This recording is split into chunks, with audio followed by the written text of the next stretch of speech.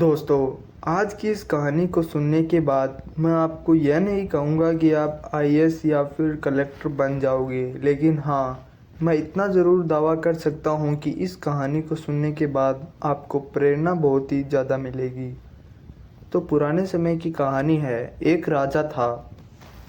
एक दिन गुप्तचरों ने सूचना दी कि पड़ोसी राज्य हम पर हमला करने वाला है। गुप्तचरों ने बताया कि खबर एकदम पक्की है।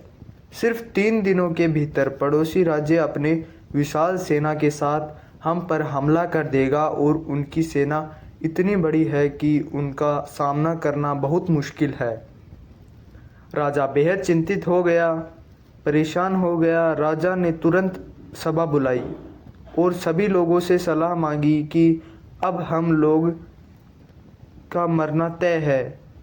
अगर किसी व्यक्ति के पास कोई सुझाव है तो बता सकता है, कोई स्ट्रेटेजी है तो बता सकता है।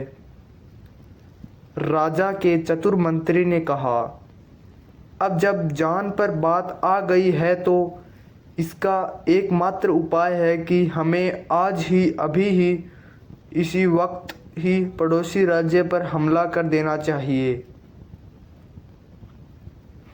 राजा बोला, मंत्री जी, हमारी सेना बहुत छोटी है, हम उनका मुकाबला कैसे कर पाएंगे? मंत्री जी बोला,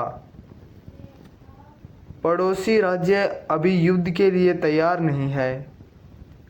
अभी उस राज्य पर हमला कर दें तो संभल नहीं पाएंगे और हमारे जितने कुछ तो संभावना बनेगी, वैसे भी हम पर हमला होने वाला है। तो इतनी विशाल सेना है, हम यूं ही मरने वाले हैं। वो वैसे भी हमें 3 दिन बाद मारने वाले हैं। तो क्यों ना कुछ न करने से हम यह कर सकते हैं। राजा की बात थोड़ी सी लग गई।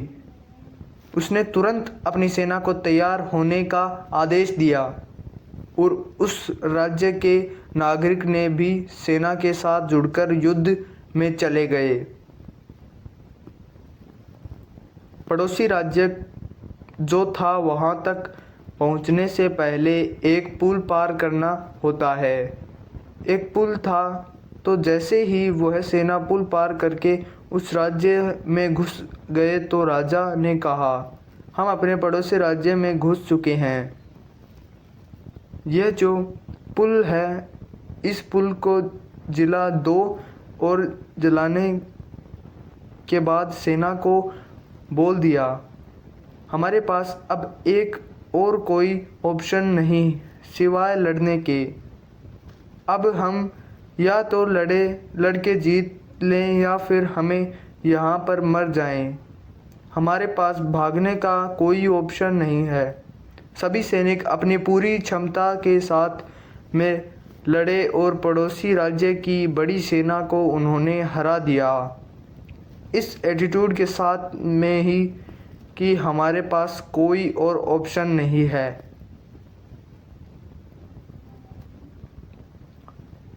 इस कहानी का मैसेज है, जब आपके पास प्लान बी नहीं होता है, आपके पास सिर्फ प्लान ए होता है, तब उसके पूरे होने की संभावना बहुत अच्छी होती है।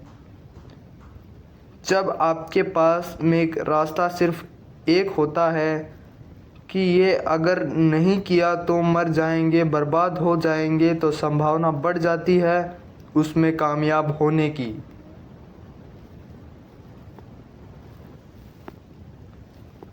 हर कामयाब इंसान का एक वक्त आता है जब उसको लगता है कि अब अगर मैंने कुछ नहीं किया तो बर्बाद हो जाऊंगा, और वो कर लेता है।